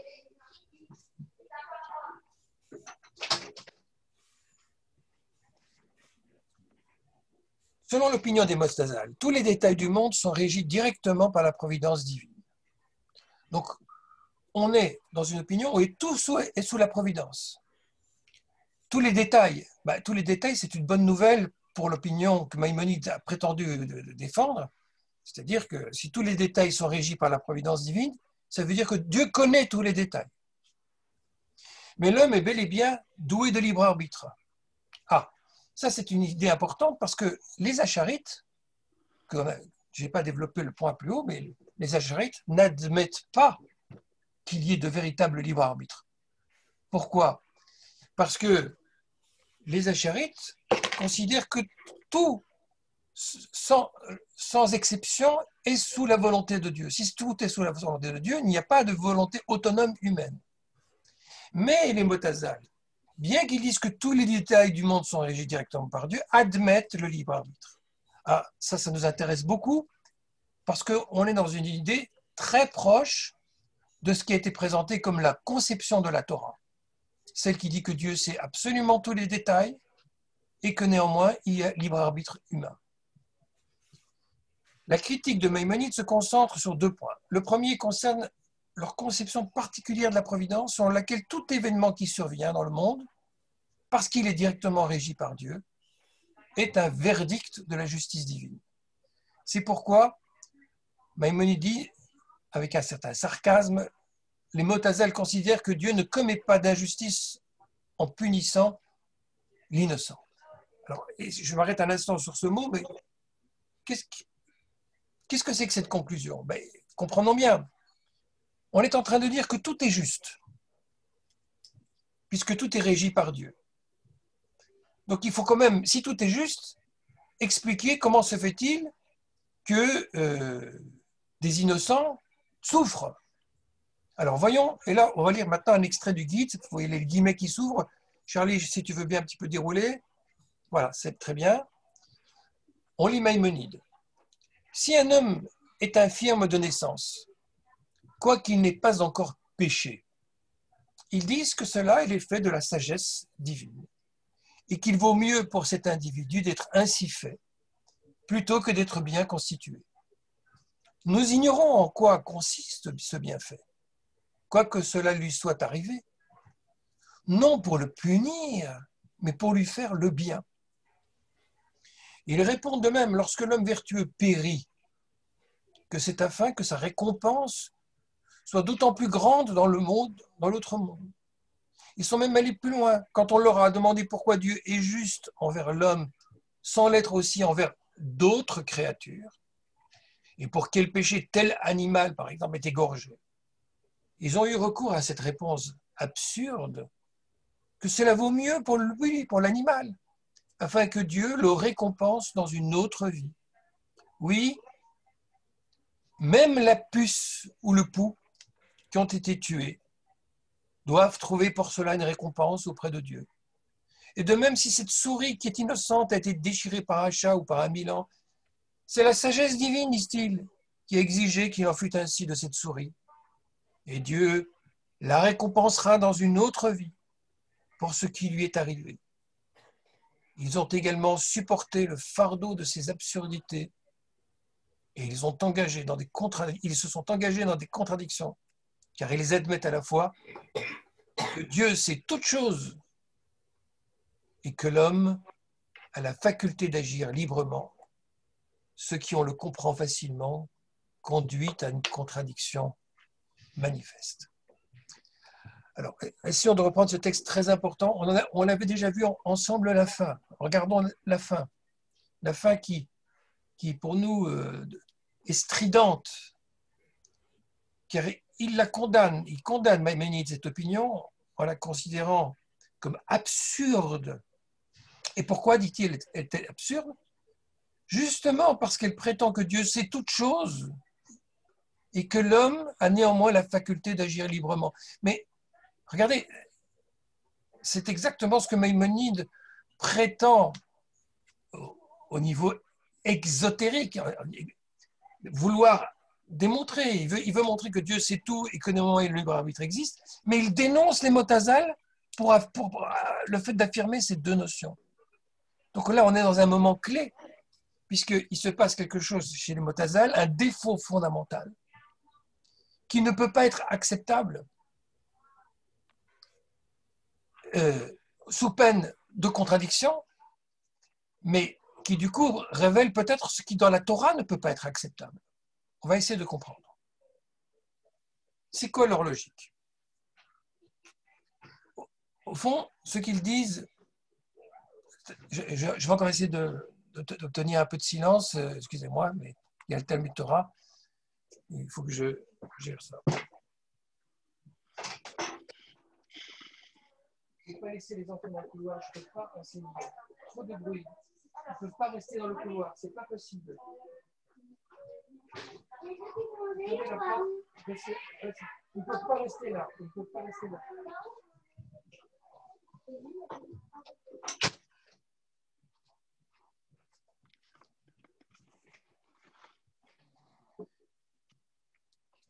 Regardez, il y a des relents incroyables par rapport au discours religieux qu'on entend souvent et qui justifie tout ce qui se passe. Parce qu'au fond, c'est quoi ce discours Motazal? C'est absolument justifier Dieu en toutes circonstances. Alors, quand quelqu'un, par exemple, naît infirme ou qu'un enfant est atteint d'une maladie grave et extrêmement douloureuse, comment peut-on dire que cette personne a mérité cette faute? On ne peut pas dire ça. Et pourtant, les Motazal disent que Dieu agit en vertu de la justice. Alors, comment ils rétablissent la justice? Non pas en expliquant la cause du mal, mais en réfléchissant du côté de la conséquence. Ils inversent les choses. Il va y avoir injustice, il va y avoir justice, parce qu'il va y avoir un principe de compensation. Si quelqu'un souffre injustement, eh bien, ce n'est pas injuste, parce qu'il paye de cette souffrance injuste, il aura un rééquilibrage par une récompense future qui lui sera attribuée. Et là, évidemment, le monde à venir, la croyance dans le monde à venir joue un rôle absolument capital. Tout ce qui est injuste qui se passe dans ce monde trouvera une compensation. On est vraiment presque dans un modèle de type économique, voilà, avec un système de crédit. Hein, je veux dire, si quelqu'un a payé une dette qu'il ne devait pas payer, bon, ben, qu'il ne s'inquiète pas, il y a une justice et il sera remboursé. Si on lui a volé quelque chose, c'est injuste, certes, mais la justice consiste à rétablir l'équilibre. Et donc, le monde à venir sert d'explication, sert de levier pour montrer comment la justice de Dieu va s'exercer. Et il en vient même jusqu'à dire que les animaux aussi souffrent. Eh ben, s'ils souffrent aussi, c'est injuste aussi qu'ils souffrent. Et s'ils souffrent injustement, ils auront droit à une récompense. Voilà. Mais ce qui nous intéresse tout particulièrement ici, évidemment, c'est le fait que les individus agissent librement. Ils peuvent commettre des injustices, alors que dans la vision des Acharites, c'est Dieu qui est le responsable de tout. Mais si l'homme agit librement, comment Dieu peut-il savoir à l'avance les choses, hein? On en est là au point mort, si j'ose dire, et pour l'instant, Maïmonide ne donne pas de réponse, mais montre que quelque chose ne va pas. On va voir maintenant si les sages d'Israël s'en sortent mieux que les Motazal.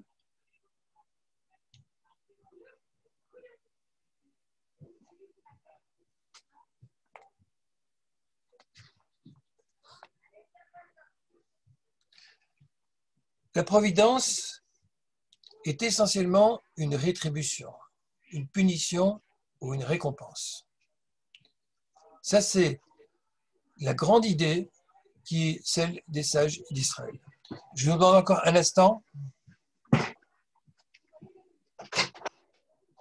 Pardon les amis, mais je ne peux pas donner mon cours. Il faut fermer les portes et mettez-vous, s'il vous plaît, à l'intérieur. Ne restez pas, s'il vous plaît, dans le couloir. Je ne peux pas donner mon cours.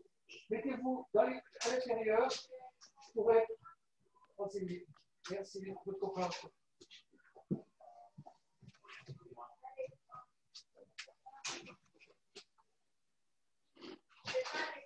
Stéphane, s'il te plaît, tu peux veiller parce qu'il ne reste pas. Merci.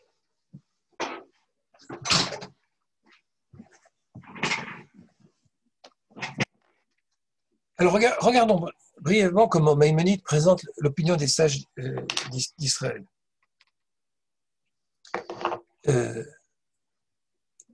Je le cite. « Si donc un individu avait la main blessée d'une épine, ce serait l'effet d'un châtiment. Et s'il lui arrivait la plus petite jouissance en l'enlevant immédiatement, ce serait l'effet d'une récompense. » Maïmonide fait exprès de nous irriter en poussant la logique de la rétribution jusqu'à l'absurde, jusque dans les moindres détails. Si on va jusqu'au bout de cette idée que tout ce qui arrive dans le monde arrive en raison d'une rétribution, bien, comme toute douleur, quelle qu'elle soit, à quelque degré que ce soit, toute adversité est le fruit de causes antérieures. Et la cause antérieure, c'est que on est dans une logique de punition et de récompense, ce que j'appelle rétribution. Ce discours-là, mes amis, on l'entend constamment. C'est quelque chose qui est très présent d'abord déjà dans la Torah, cette idée que le sort des individus est en grande partie lié à ce principe de rétribution qui opère, qui est en travail constant. On voit Pharaon sur qui les plaies tombent, notamment parce qu'il a opprimé les enfants d'Israël. À un moment, les conséquences des actions finissent par retomber, et si on veut être juste jusqu'au bout, on ne peut pas admettre qu'il y ait de souffrances gratuites, sinon ça voudrait dire que Dieu désire gratuitement imposer du mal aux personnes. Donc si quelqu'un à un moment éprouve une gêne ou une souffrance, c'est que quelque part, il trimballe avec lui, il traîne derrière lui une dette de ses fautes à un degré ou à un autre. Alors parfois on fait des tout petits péchés, on a des petites douleurs. Hein. Si vous vous êtes levé ce matin de mauvaise humeur et que vous n'étiez pas très bien dans votre peau, réfléchissez à ce que vous avez fait hier. Vous n'avez peut-être pas été tout le temps sympathique. Il y a une espèce de rapport de cause à effet. Mais on voit bien que Maïmonide, quand il présente les choses de cette façon-là, je le répète, on voit bien qu'il veut pousser les choses jusqu'à la caricature. Et c'est très intéressant parce qu'en réalité, Maïmonide ne veut pas se dissocier des sages d'Israël.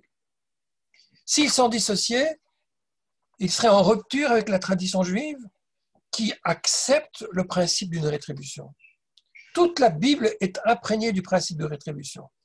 Et personnellement, je n'accepte pas du tout les lectures qui se font du livre de Job en disant « c'est extraordinaire dans le livre de Job ». On voit bien que Job ne souffre pas parce qu'il a commis une faute, donc le principe de rétribution est mis en cause dans le livre de Job. Ce genre de conclusion est fausse, elle est en porte-à-faux avec tout ce que dit toute la Bible, elle est en porte-à-faux avec le livre de Job lui-même, puisque le livre de Job lui-même se termine par le fait qu'au bout du compte de son épreuve, Job est récompensé, il retrouve une femme, il retrouve une situation, il retrouve sa sang, parce qu'il a réussi à dépasser l'épreuve. Ce que prouve le livre de Job, et ça va être un élément très important, c'est justement que tout ne peut pas s'expliquer uniquement par la rétribution. Et le livre de Job, justement, c'est une espèce d'entaille dans ce que nous venons de lire ici à présent, dans la façon dont l'opinion des sages est présentée ici par Maïmonide, qui dirait que tout est sous la rétribution. Comprenez? Donc, j'espère que ce point pour vous est bien clair. Le livre de Job ne conteste pas le principe de la rétribution. Il conteste l'universalité du principe de la rétribution. Le fait que tout revient à de la rétribution. Et on peut sentir chez Maïmonide ici, dans la distance ironique qu'il prend par rapport à l'opinion des sages, qu'il ne peut pas admettre de pousser les choses jusque dans ces derniers extrêmes, mais ça ne veut pas dire qu'il se dissocie complètement. Et d'ailleurs, quand il en vient à présenter sa propre opinion, l'opinion de Maïmonide, c'est en point numéro 6, il la présente comme une sorte d'addendum, une sorte d'avenant, une sous-section dans le camp de la Torah. Il est d'accord avec l'opinion des sages, mais il va nuancer, il va apporter une nuance. Excusez-moi, je vais refaire de l'ordre. Pardon, excusez-moi, je ne peux pas donner mon cours. Il faut que si vous voulez parler, rentrez dans une salle et fermez la porte. Stéphane, s'il te plaît, je ne peux pas donner mon cours.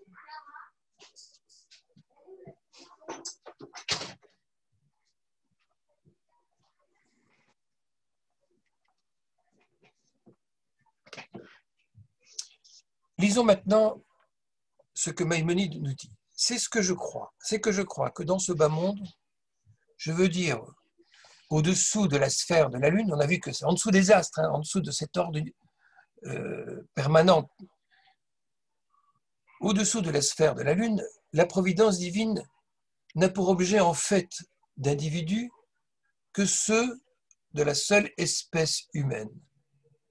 Et que c'est dans cette espèce seule que toutes les conditions des individus, ainsi que le bien et le mal qui leur arrivent, sont conformes au mérite, comme il est dit, car toutes ces voies sont justice. Donc, il cite un verset du Deutéronome, toutes les voies divines sont justice, le monde est bien sous un ordre, et un ordre de justice, ce qui veut dire que Maïmonide affirme bien qu'il y a rétribution, mais n'accepte pas l'idée qu'on a vu plus haut des Motazal que même les animaux bénéficient de ce genre de considération. Il dit non, il n'y a que l'espèce humaine qui est concernée.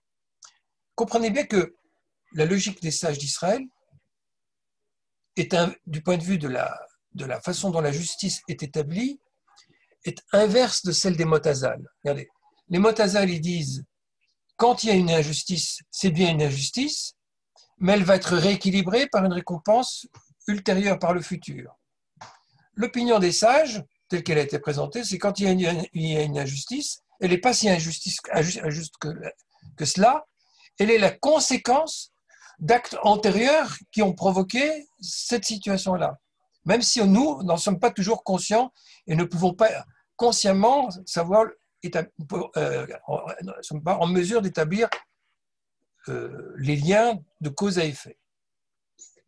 Donc, Maïmonide commence par dire il y a bien une providence, les individus humains sont bien concernés, il y a bien une justice.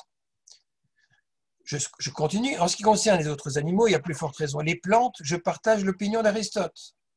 Je ne crois nullement que telle feuille soit tombée par l'effet d'une providence, ni que telle araignée ait dévoré telle mouche par suite d'un décret de Dieu et par sa volonté momentanée et particulière, ni que ce crachat lancé par Zeit soit allé tomber sur un tel moucheron dans un lieu particulier et l'ait tué par suite d'un jugement et d'un décret de Dieu, ni que ce soit une volonté divine particulière que tel poisson ait enlevé tel ver de la surface de l'eau. Au contraire, tout cela est selon moi l'effet d'un pur hasard. C'est bien que cette feuille se termine par le mot hasard parce que ça va être le mot-clé. Charlie, ne nous laisse pas un instant de plus dans le suspense sur ce mot hasard, s'il te plaît. Comme le pense Aristote. Mais selon ma manière de voir, la providence divine suit l'épanchement divin. Et l'espèce à laquelle s'attache cet épanchement de l'intelligence divine, de manière à en faire un être doué d'intelligence, et auquel se manifeste tout ce qui se manifeste à un être intelligent, cette espèce, dis-je, est accompagnée de la providence divine, qui en mesure toutes les actions de manière à les récompenser ou à les punir. Donc là, Maïmonide dit, je m'arrête un instant ici pour dire, oui, je suis d'accord avec Aristote, il y a bien du hasard dans le monde, mais ça concerne les plantes, les animaux, le monde de la nature. Pour les êtres humains, je suis du côté des sages, qui disent qu'il y a bien une providence et que ce qui arrive, c'est bien de manière à les récompenser ou les punir. On poursuit. Certes, s'il est vrai, comme Aristote le dit, que la submersion du navire avec son équipage et l'écroulement du toit sur les gens de la maison ont été l'effet d'un pur hasard, ce n'est pourtant pas, selon notre opinion, l'effet du hasard que les uns soient entrés dans le navire et que les autres se soient assis dans la maison. Au contraire, cela est arrivé par l'effet de la volonté divine, conformément à ce que ces gens avaient mérité selon les jugements de Dieu, dont les règles sont inaccessibles à nos intelligences. Il préserve les pas des hommes pieux, est-il écrit, tandis que ceux qui sont éloignés de lui, les hommes ignorants ou détachés de l'intellection, j'expliquerai un peu plus, se trouvent exposés à tous les coups du hasard, rien ne les protégeant contre les accidents comme il arrive à celui qui marche dans les ténèbres et dont la perte est assurée. En effet, lorsque la pensée de l'homme est parfaitement pure, lorsqu'il perçoit, il n'est pas possible qu'une espèce de mal quelconque vienne jamais frapper cet homme, car il est avec Dieu et Dieu est avec lui. Voilà, on est dans un passage clé de Maïmonide. Je vais essayer d'en tirer quelques leçons. Peut-être même, je regarde le temps qui nous est encore imparti, il ne reste pas beaucoup de temps. Oui, j'ai un choix difficile, c'est où je commente moi-même et alors on va pouvoir être un peu exhaustif, ou on fait de l'exercice, mais alors on risque de rater les conclusions. Donc je vous demande pardon, mais je vais moi-même commenter parce que comme c'est la dernière séance, je voudrais au moins qu'on arrive à une conclusion. Regardez bien comment Maïmonide essaye de faire la part des choses. Il dit que le hasard concerne les plantes et les animaux, et pas les êtres humains.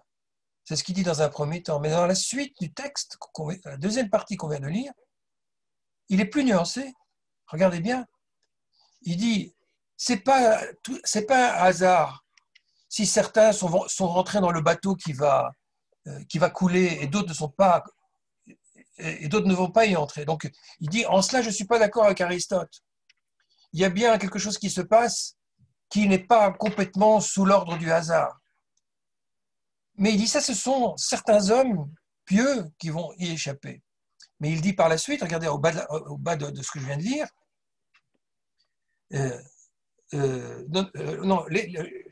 du passage qui a été lu, il préserve le pas des hommes pieux, tandis que ceux qui sont éloignés de lui, les hommes ignorants ou détachés de l'intellection, se trouvent exposés à tous les coups du hasard, rien ne les protégeant contre les accidents, comme il arrive à celui qui marche dans les ténèbres et dont la perte est assurée. Alors là, on est à un point très très sensible, parce que qu'est-ce qu'il dit? Que les hommes pieux, certains individus, échappent au hasard, mais ceux qui ne sont pas pieux, il faut entendre par pieux, ceux qui ne sont pas dans un certain rapport d'élévation qui leur permet de s'exaucer, ben ceux-là, ils sont sous le coup du hasard. Ou pour le dire de manière beaucoup plus crue, chers amis, c'est le point important que je veux souligner aujourd'hui. Maïmonide dit, en réalité, que la plupart des êtres humains sont sous les coups du hasard. Il dit clairement que seuls ceux qui sont dans l'intellection, et ceux qui sont dans l'intellection, ce sont en réalité qui? Des individus qui ont un certain rapport avec Dieu, qui ne sont pas simplement des hommes qui accomplissent les commandements, mais qui ont une compréhension interne de ce que c'est que le judaïsme, qui sont dans une espèce d'adhésion singulière avec Dieu, et Maïmonide ne définit pas ici la nature de ce lien. Il dit seuls ceux-là, en fait, bénéficient de cette étrange providence, qui d'ailleurs qui n'est pas très claire. Qu'est-ce qui va faire que quelqu'un, parce qu'il est dans cette attitude, va justement penser à ne pas rentrer dans le bateau, dans le Titanic, alors que l'autre va y penser? Qu'est-ce qui va faire que ça va être possible? Ça, Maïmonide ici ne l'explique pas, et d'ailleurs ne l'explique pas ailleurs non plus.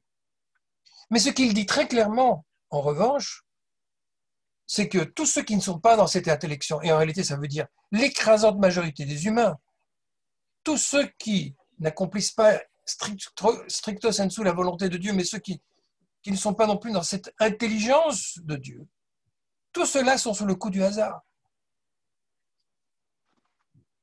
Mes amis, quand Maïmonide prend cette position,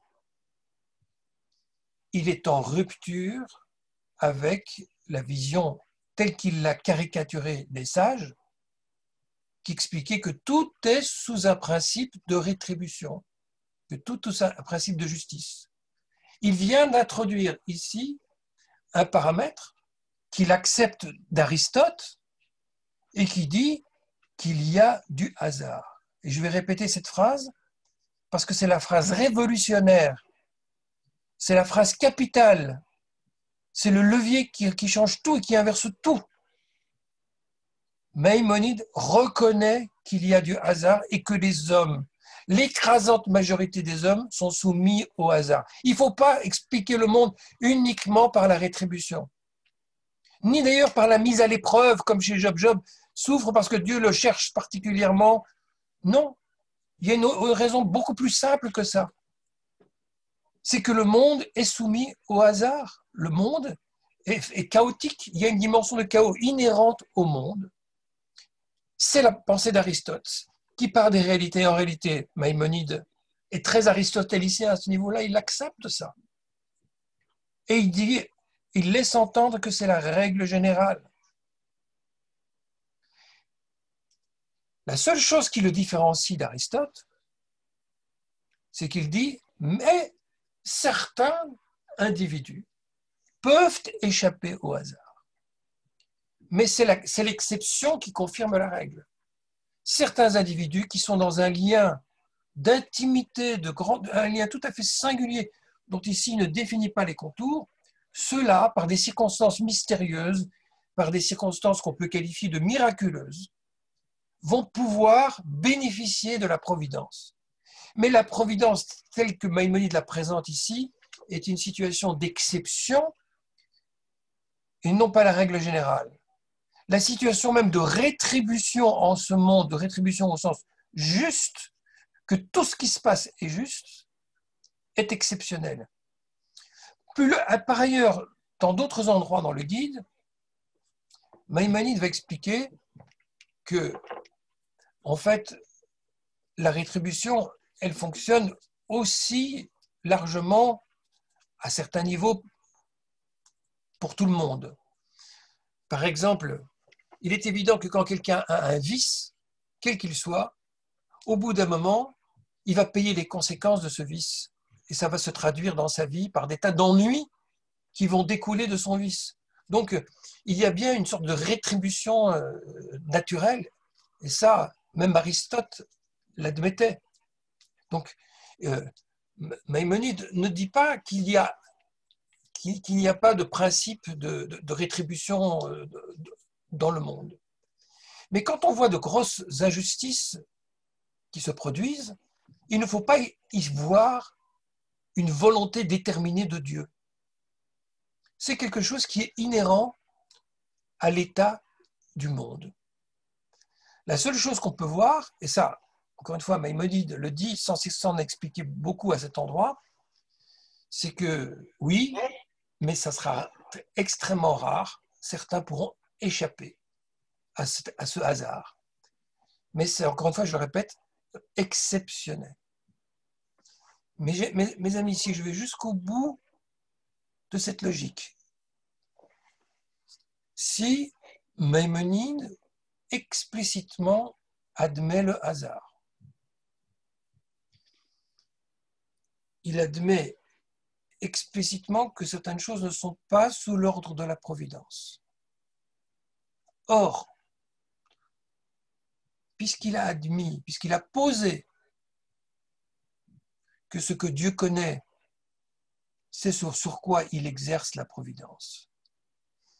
La conclusion derrière tout cela, j'espère que vous la voyez venir, c'est que ce qui est sous le hasard, ce qui est sous l'ordre du chaos, ne correspond pas à l'action divine, à la volonté divine et à la connaissance divine. Ou maintenant je vais lâcher le mot, si je vais jusqu'au bout du raisonnement et que la providence est le critère de la connaissance divine, Dieu ne connaît pas ce qui arrive à la majorité des individus dans ce monde. Il y a une part d'aléatoire, de contingence. Et les décisions du libre arbitre en font partie. Qui vont faire que si un pauvre idiot décide d'aller égorger un prêtre dans une église, Dieu ne l'a pas dirigé, comme les acharites pensent que toute chose qui se passe dans ce monde est sous la volonté divine, que c'est laissé à l'ordre des choses, et que malheureusement, il peut arriver des choses malheureuses dues au hasard, parce qu'elles ne sont pas sous la providence divine. Si ce prêtre, selon la logique de Maïmonide, était un homme d'exception, pas seulement très pieux, très religieux, c'est-à-dire simplement dans les actes en train de faire ce qu'on lui demande de faire, mais s'il était dans ce niveau tout à fait singulier qu'il appelle l'intellection, alors peut-être qu'il aurait bénéficié d'un miracle, c'est ce qu'il laisse entendre dans ce texte ici, et qu'il aurait échappé, ce matin-là, il n'aurait pas été dans l'église. Ne me demandez pas maintenant une explication comment Maïmonide en arrive là, parce qu'il y a derrière ça un autre secret que Maïmonide ne révèle pas à cet endroit. Mais c'est la seule condition dans laquelle il aurait pu y avoir une providence. Mais en réalité, Dieu ne sait rien de ce prêtre. Et je vais même aller plus loin encore. Dieu ne sait rien, même s'il sauve le prêtre. Et là, je vais essayer de synthétiser et de conclure et de vous laisser la possibilité de réagir. Je vais aller droit au but et directement arriver aux conclusions. Nous avons vu qu'en réalité, si vous vous souvenez, dans la séance précédente, ce que Dieu connaît, il le connaît non pas par contemplation, parce qu'il observe ce qui se passe, mais tout ce qu'il connaît, Dieu, à la différence de l'homme, il le connaît parce qu'il est le producteur du monde. Il est la cause des choses. Tout ce qu'il connaît du monde, il le connaît parce qu'il est le moteur de ce qui se passe. Rappelez-vous, le créateur, l'artisan qui a créé l'horloge, il connaît les mécanismes de l'horloge. Mais il les connaît comme mécanisme. Il les connaît sur le principe général. Donc, qu'est-ce que le Dieu de Maïmonide sait? Il sait tout ce qui relève de l'action divine. Mais ce qui ne relève pas de son action, il n'en a forcément aucune connaissance. Il y a des choses que je n'ai pas le temps de développer maintenant et qui sont des espèces de résistance à l'action divine qui sont liées à la matière, ce que les philosophes appellent la privation, et qui font qu'il y ait toujours une dimension de chaos dans les choses qui se passent. C'est une dimension aléatoire. Il y a des choses qui ne sont pas complètement régies par la volonté divine. Eh bien, tout ce qui est aléatoire, Dieu ne peut en avoir connaissance. Et la preuve, encore une fois, que Maïmonide donne à cela, c'est que si vraiment Dieu les connaissait, elle serait sous un ordre parfait. Or, la force de Maïmonide, c'est d'admettre, de partir de la réalité et de constater qu'il y a de l'injustice, d'admettre qu'il y a de l'injustice. Et donc d'en conclure que Dieu ne connaît pas ces choses-là. Parce que s'il les connaissait, selon le tétralemme que j'ai évoqué tout à l'heure, s'il connaissait tout cela et permettait que cela se passe, il en serait lui-même l'auteur parce qu'il est le producteur des choses. S'il les produisait, il serait le responsable direct de l'injustice. Or, ça, c'est les acharites. Ils refusent. Ou ce sont même les motazales parce qu'ils sont dans une contradiction à cet égard. Ce que je peux dire également, et après je vous donne la parole, c'est que Maïmonide est très subtil dans sa rhétorique. Et quand il dit que malgré tout, Dieu connaît ce que tel individu ou tel autre va choisir quand il y a deux options, quel cas va être et quel cas ne va pas être, il peut l'affirmer en toute tranquillité si on arrive à bien traduire dans quel sens il prononce cet énoncé. Oui, dans la mesure où tout ce qui se passe finalement relève des lois, des chaînes de causes qui dépendent de Dieu, tout ce qui va se produire étant sous l'ordre divin instauré, eh bien forcément, en ce sens-là, en ce sens général, Dieu le connaît. Il n'a pas besoin de connaître en fait le sort de tel individu pour savoir une chose, c'est que ce qui va être l'objet de son déterminisme, des causes qu'il va provoquer, eh bien, seront connues, connues dans le sens où elles seront sous cet ordre général. Pour le dire d'une formule un peu particulière, Dieu connaît toutes les singularités en tant qu'elles obéissent à des règles, mais il n'a pas besoin de connaître la singularité elle-même. Quant aux choses qui finissent par ne pas se produire, elles sont comme du non-être, comme quelque chose qui n'existe pas, qui n'ont pas besoin d'être connu. Donc en définitive, tout ce qui se passe est bien sous l'ordre de Dieu. Rien ne déroge à son monde sans qu'il ait besoin d'en connaître les détails. Et le fin mot de cette histoire, c'est que Dieu ne connaît pas les décisions de tel ou tel individu. Mais ça ne l'empêche pas d'exercer l'ordre de providence qu'il exerce, parce que cet ordre-là ne dépend pas de la décision d'un tel ou un tel. Ce le fait que un individu va bénéficier ou non de la providence de Dieu ne dépend pas du fait que Dieu connaît cet individu, mais du fait qu'un individu va développer en lui les qualités nécessaires pour recevoir l'influx divin qui va lui permettre d'échapper aux catastrophes. C'est l'homme lui-même qui est sa propre providence, en somme, dans la mesure où il se met au diapason de Dieu. C'est du côté du réceptacle que se joue la providence et non pas du côté de l'émetteur. L'émetteur, il est constant, il est immuable, il ne change pas. Alors oui, Dieu exerce une providence, oui, sur tout le monde. Et même ceux qui périssent par le hasard sont en quelque sorte sous la providence de Dieu. Parce que pourquoi ils sont sous le hasard? Ils sont sous le hasard parce que soit c'est la nature même des choses et que ça fait partie de l'ordre divin, soit parce qu'ils ne se sont pas élevés au rang de ce qui était attendu d'eux. Et le fait qu'ils subissent le coup du hasard, eh bien, c'est une forme de rétribution.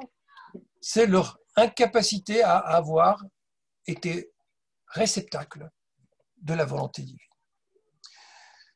Voilà, j'ai quelque peu condensé trop rapidement les conclusions, mais c'était pour pouvoir vous laisser un temps de parole et de réaction. On peut enlever